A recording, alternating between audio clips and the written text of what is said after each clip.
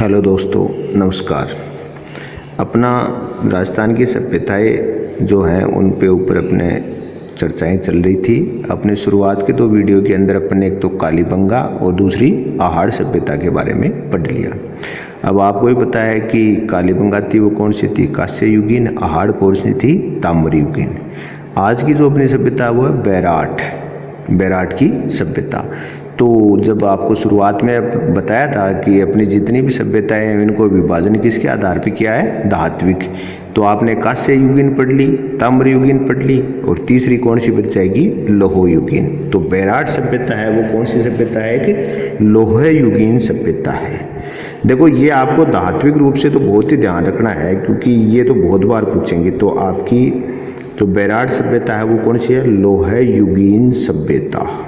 लौह युगीन सभ्यता है, ठीक है ना। तो बैराट जो सभ्यता है वो क्या है, लौह युगीन सभ्यता है, पहली बात। दूसरी बात है कि भाई इसकी स्थिति कहाँ है, तो बैराट है वो जयपुर जिले में स्थित है। तो अपन कह सकते हैं बैराट सभ्यता जयपुर जिले में स्थित है। बैराट सभ्यता जयपुर जिले में स्थित है, ठीक है। अब आज इसका नाम बैराट नहीं है, वर्तमान में इसे विराट नगर बोलते हैं। वर्तमान में इसका क्या नाम है, वर्तमान में विराट नगर के नाम से, वर्तमान में विराट नगर के नाम से जानी जाती है, ठीक है। बैराट जो जगह है उसको वर्तमान में क्या बोलते हैं, विराट नगर। और कहाँ पर स्थित है, जयपुर में। और अपन ने क्या बताया, कौन सी युगीन है ये, लौह युगीन स्थित है। अब वही चीज़ कि मैंने बताया कि भाई सभ्यता तो हमेशा नदी के किनारे रहनी है। तो आपकी बैराट सभ्यता कौन सी नदी के किनारे थी, बाणगंगा। तो अपन कह सकते हैं बैराट सभ्यता बाणगंगा नदी के किनारे, बाणगंगा नदी के किनारे स्थित है, ठीक है। अब देखो ये बाणगंगा है, इसका एक दूसरा नाम भी है कि आपने महाभारत अगर देखा है या पढ़ा है तो उसके अंदर देखा होगा कि अर्जुन जो है वो उनका जो आपका वनवास के बाद अज्ञातवास वाला टाइम था वो इधर ही बीते थे। तो उस दौरान एक बार वो तीर से एक नदी की धारा निकालते हैं। तो इसको ये चीज़ भी कहती, इसका बाणगंगा का दूसरा क्या नाम है, अर्जुन की गंगा भी बोलते हैं कि इसका उद्गम का कारक कौन थे, अर्जुन थे। तो ये बैराट सभ्यता है वो लौह युगीन है, जयपुर में स्थित है। वर्तमान में इसका विराट नगर नाम है और किस नदी के किनारे है, आपकी बाणगंगा के, ठीक है। और इसकी भाई अपन माने कि कितनी पुरानी है, तो इसका समय जो निकाल के जो बताया है कार्बन डेटिंग से, तो वो है कि 600 ईसा पूर्व है। 600 ईसा पूर्व है ये इसकी समय है, 600 ईसा पूर्व है, ठीक है। ये इसका समय हो गया 600 ईसा पूर्व है, ठीक। तो भाई कांस्य युगीन, ताम्र युगीन और वर्तमान में लौह युगीन। तो लौह युगीन सभ्यता ये वो 600 ईसा पूर्व आपको मिली है। और राजस्थान में मुख्य रूप से कहाँ है, जो आपका लौह युगीन सभ्यता का मुख्य स्थल है बैराट। राजस्थान में लौह युगीन सभ्यता का ये मुख्य स्थल है। और क्या किस पर स्थित है, बाणगंगा पर। अब देखो कहानी क्या है कि इसकी खोज, बैराट की जो सभ्यता है इसकी खोज अंग्रेजों के टाइम में हो गई थी। हाँ, ये अलग बात है कि बैराट सभ्यता की खोज हो गई थी लेकिन इसका उत्खनन नहीं हो पाया था। खोज कैसे हुई कि एक अंग्रेज था, उसका नाम था कैप्टन बर्ट। कैप्टन बर्ट ने यहाँ पर अशोक का एक शिलालेख प्राप्त हुआ था। कैप्टन बर्ट को क्या हुआ था, अशोक का एक शिलालेख प्राप्त हुआ था। उस समय ही बैराट है वो मतलब दुनिया के सामने आ गया था। ये बात है 1857 की। तो अपन कह सकते हैं कि प्रथम खोज करता कौन थे इसकी, प्रथम खोज वो थे कैप्टन बर्ट। प्रथम खोज थे कैप्टन बर्ट, ठीक है। ये अंग्रेज कैप्टन थे और कब बताया मैंने आपको 1837 के अंदर। कब खोजी थी? 1837 में खोजा ही था, उत्खनन, बाकी और कुछ नहीं हुआ था भाई। हाँ बस ये पता लग गया बैराट है, कोई पुराना पुरातात्विक स्थल है, यहाँ पर कोई पुरानी सभ्यता, लेकिन उसके बारे में कोई भी उत्खनन नहीं हुआ था। ये 1837 की बात है। कैसे? इन्होंने यहाँ पे क्या किया, अशोक का कौन सा शिलालेख प्राप्त हुआ था इनको? अशोक सम्राट जो अशोक थे उनका भाब्रू, अशोक का भाब्रू शिलालेख प्राप्त हुआ था। यहाँ पर भाब्रू शिलालेख, शिलालेख प्राप्त हुआ था, तब ये दुनिया के सामने आया था, प्राप्त हुआ था। ठीक है ना, बहुत मोस्ट है ये। देखो ये आपका जो अशोक का भाब्रू शिलालेख है, बहुत एग्जाम में आपको मिला होगा, कोई भी क्वेश्चन आप पुराने देखते हो तो आपको जरूर बताया कि राजस्थान में कहाँ प्राप्त हुआ था अशोक का भाब्रू शिलालेख, तो वो बैराठ में प्राप्त हुआ था, कैप्टन बर्ट 1837 के अंदर। ठीक है, अच्छा इसका वैसे आपको बताऊं कि इस भाब्रू शिलालेख का ही एक नाम और था, इसको बोलते हैं त्रिरत्न शिलालेख। इसका दूसरा नाम क्या है? त्रिरत्न शिलालेख, त्रिरत्न शिलालेख, शिलालेख भी कहा गया, भी कहते हैं। आपके भाब्रू के शिलालेख को क्या बोलते हैं? त्रिरत्न शिलालेख भी कहते हैं। क्यों कहते हैं? अभी तो आपको पता ही होगा कि सम्राट जो अशोक है वो कौन से धर्म के अनुयायी थे? बौद्ध के। और बौद्ध धर्म के अंदर 3 रत्न कौन कौन से होते हैं भाई? बौद्ध धर्म के अंदर आपको 3 रत्न है, वो कौन कौन से माने जाते हैं? तो आपको पता है कि एक तो बुद्ध होता है भाई। आपको अगर बौद्ध धर्म जो है उसके अंदर 3 रत्न माने गए हैं, और 3 रत्नों को कारण ही इसको भाई जो आपका भाब्रू शिलालेख है बौद्ध धर्म से के अनुयायी थे अशोक, उन्होंने बनाया था, और इसी कारण इसका को दूसरा क्या नाम दिया गया? त्रिरत्न शिलालेख भी कहा गया। ठीक है, अब एक चीज और बताऊं आपको कि जो आपका सम्राट अशोक थे, अब देखो यहाँ पर थोड़ा अपन डाइवर्ट हो जाएंगे, अपन ज़्यादा बात नहीं करेंगे। आपको यहाँ पे इतना ही ध्यान रखो भाई, अशोक का भाब्रू शिलालेख है वो बैराठ में हमें कैप्टन बर्ट ने 1837 में, और इसका दूसरा नाम क्या है? त्रिरत्न शिलालेख। जब अपन उनको पढ़ेंगे जब वहाँ पर देख लेंगे। ठीक है, तो ये चीज़ हो गई। अब देखो इसके बाद में क्या हुआ? उत्खनन कब हुआ? उत्खनन करता। अब ये तो आपका जो प्रथम खोज हुई थी वो तो अंग्रेजों के टाइम हुई थी, और उत्खनन है ये भी हुआ तो अंग्रेजों के टाइम था, लेकिन आज़ादी के निकट आ गए थे, तो 1936-37 के अंदर उत्खनन शुरू हुआ था। 1936-37 के अंदर ये काम किया था दयाराम साहनी। उत्खनन करना पहले वाले शुरुआत में किए थे वो कौन थे? दयाराम साहनी। सेकेंडरी उत्खनन हुआ था वो तो 1962-63 आज़ादी के बाद। इसके अंदर जो थे वो थे नीलरत्न बनर्जी, नीलरत्न बनर्जी। आज़ादी के बाद वाले उत्खनन में कौन थे? नीलरत्न बनर्जी और कैलाशनाथ दीक्षित। दूसरे आदमी के साथ कौन थे? कैलाशनाथ दीक्षित। अब देखो इसका इतना ज़्यादा उत्खनन करने का कारण भी था कि आपकी जो बैराठ सभ्यता थी ये बहुत बड़े स्तर पर इसमें चीज़ें प्राप्त होने लगी, तो इस कारण इसको लंबे समय तक इसका उत्खनन। तो शुरुआत के अंदर तो सिर्फ कैप्टन बर्ट आपको 1837 में क्या है? एक शिलालेख प्राप्त करके रुक गया। ठीक है, फिर शिलालेख का नाम क्या है? या तो त्रिरत्न शिलालेख या अशोक का भाब्रू शिलालेख। उसके बाद में क्या हुआ? 1936-37 में किसने उत्खनन किया? दयाराम साहनी। और फिर आज़ादी के बाद में 1962-63 में इस क्षेत्र का दोबारा उत्खनन किया गया, उसमें नीलरत्न बनर्जी और कैलाशनाथ दीक्षित थे।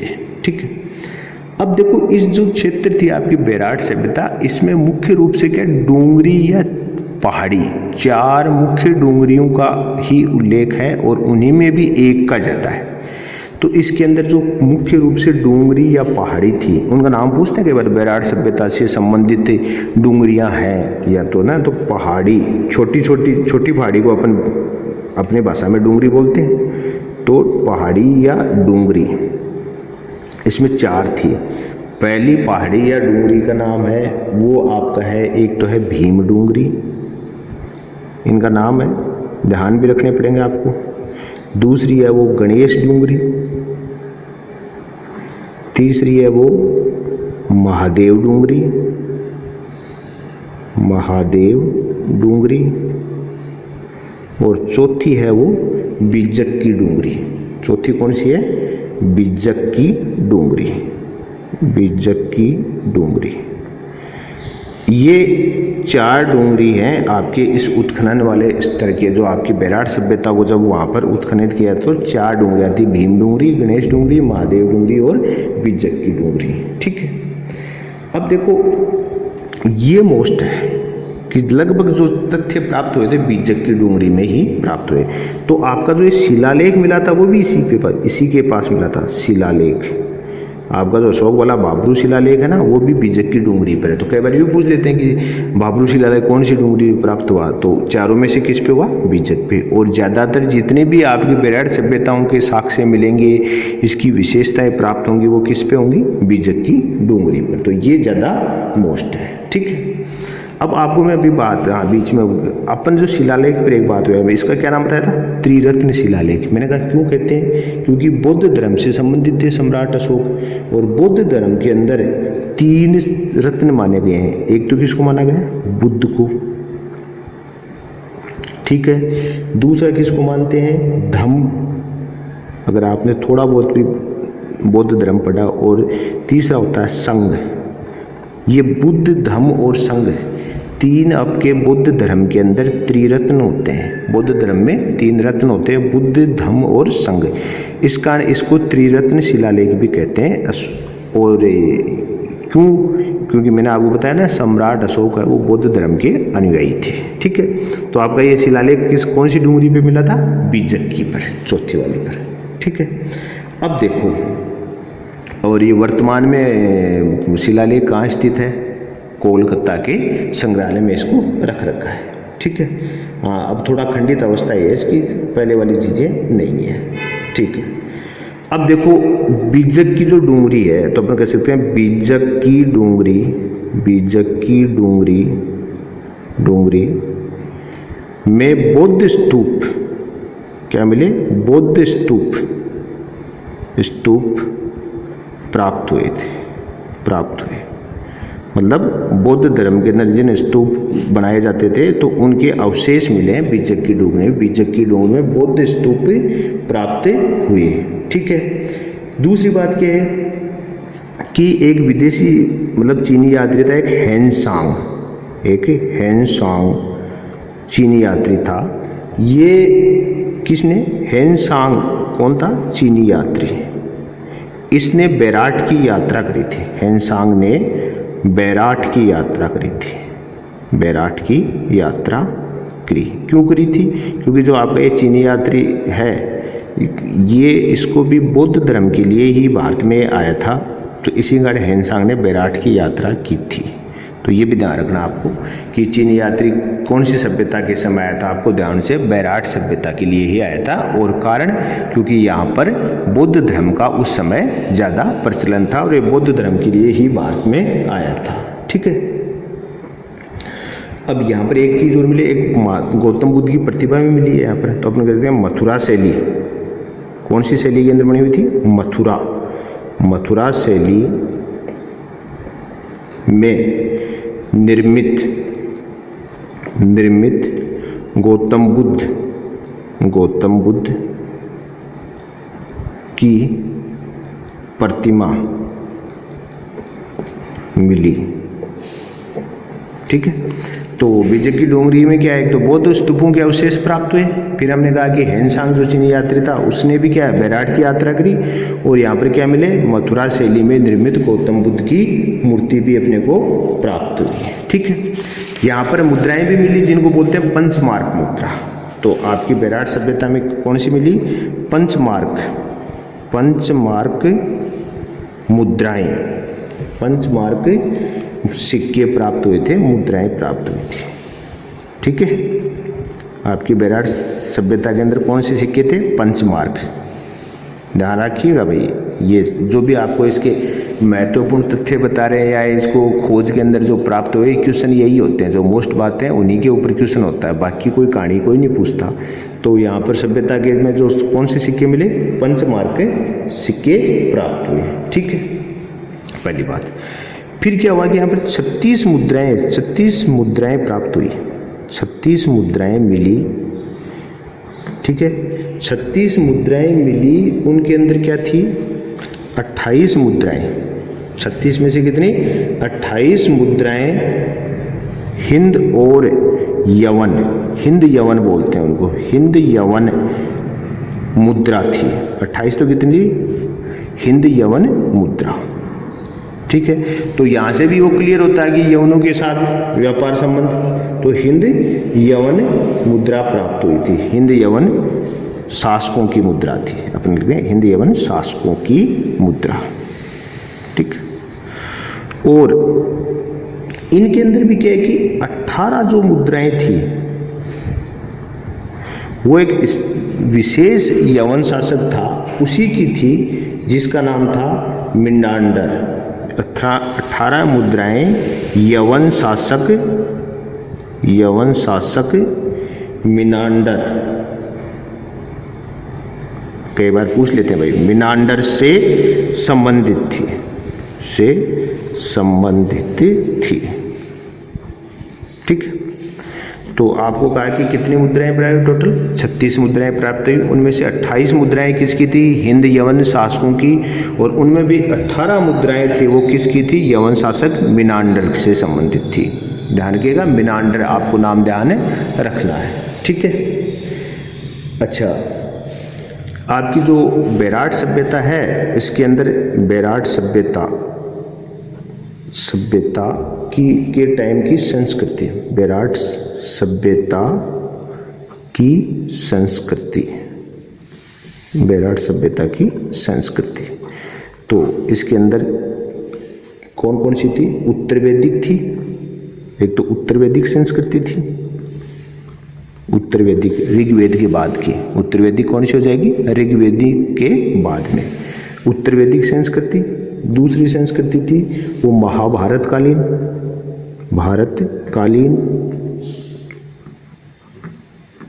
और थर्ड जो है वो कौन सी होगी, मौर्य कालीन। ठीक है भाई, देखो विराट आपने महाभारत कालीन तो हो गए, क्योंकि महाभारत के अंदर तो विराट नगर आपकी मत्स्य क्षेत्र की तो राजधानी हुआ करती थी, विराट नगर की इसकी थी मत्स्य क्षेत्र की राजधानी, तो महाभारत कालीन भी थी। और महाभारत काल से पहले वाली सभ्यता कौन सी थी, उत्तर वैदिक, और उत्तर वैदिक से भी पुरानी सभ्यता को क्या बोलते हैं, ऋग्वेदिक कालीन। लेकिन ऋग्वेदिक कालीन की सभ्यता के यहाँ कोई साक्ष्य नहीं, यहाँ उत्तर वैदिक के हैं, महाभारत कालीन के और मौर्य कालीन सभ्यता के यहाँ पर साक्ष्य प्राप्त हुए हैं। ठीक है, तो ये आपकी बेराट सभ्यता की मुख्य बातें थी। मुख्य बातों में क्या था कि बेराट सभ्यता कौन सी है, लोहयुगीन, स्थिति कहाँ है, जयपुर जिले में, वर्तमान क्या बोलते हैं इसको, विराटनगर। कौन सी नदी के किनारे, बाणगंगा के। ठीक है, सबसे पहले किसने इसने बारे में बताया था आपको, कैप्टन बर्ट ने 1837 में क्या ढूंढा था, आपके सम्राट अशोक का भाब्रू शिलालेख इसको यहाँ मिला था। ठीक है, ये सभ्यता कितनी पुरानी मानते हैं अपन, ईसा से लगभग 600 साल पुरानी। अच्छा, उत्खनन करता 2 बार हुआ, 36-37 में दयाराम साहनी, फिर आए 62-63 में कौन आए, नीलरत्न बनर्जी और कैलाशनाथ दीक्षित, इन्होंने 62 दिए। कारण था क्योंकि सभ्यता का जो उत्खनन स्थल है वो काफ़ी बड़ा और वृहद था, इस कारण इसको लंबे समय तक इसके लिए कार्य चला। ठीक है, उसके बाद में अपनी बात करें कि पहाड़ी और डूंगरी, मैंने कहा इसमें भाई छोटी छोटी 4 डूंगरियाँ जो हैं जिनके से अपने को साक्ष्य मिले, चारों के नाम है भाई, एक तो गणेश डूंगरी है, एक भीम डूंगरी है, एक महादेव डूंगरी है, और एक कौन सी है, बीजक डूंगरी। वो लेकिन मैंने कहा कि मुख्य इनमें से कौन सी है, बीजक डूंगरी। कारण क्योंकि बीजक डूंगरी पर आपको शिलालेख मिला था, भाब्रू वाला, अशोक का भाब्रू शिलालेख, जिसका दूसरा नाम क्या बताया था, त्रिरत्न। कारण क्योंकि बौद्ध धर्म के अनुयायी थे अशोक, और बौद्ध धर्म के 3 रत्न कौन होते हैं, बुद्ध, धम्म और संघ, इस कारण इसको त्रिरत्न भी कहा गया था। ठीक है, अच्छा, फिर आपको मैंने क्या बताया कि बीजक डूंगरी में हमें क्या मिले, पुराने बौद्ध स्तूपों के अवशेष प्राप्त हुए। ठीक है, और क्या मिली, गौतम बुद्ध की मूर्ति कौन सी शैली में बनी है? मथुरा शैली के अंदर। पंचमार्क के सिक्के, 36 मुद्राएं, उनमें से कितनी है?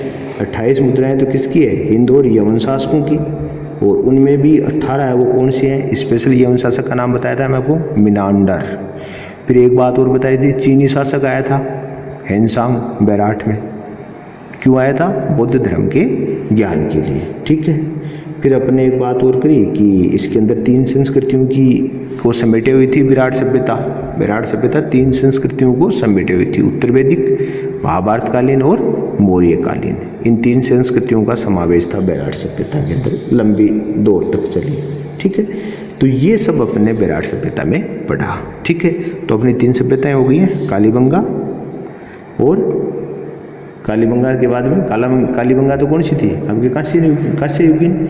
अच्छा, दूसरी सभ्यता कौन सी थी? आहाड़। ये कौन सी थी? ताम्र युगीन। और आज अपन ने पूरी कर दी बैराठ, लौह युगीन। ठीक है। राजस्थान की बाकी जो सभ्यताएं वो अपने नेक्स्ट लेक्चर में। आज के लिए इतना ही। थैंक्स।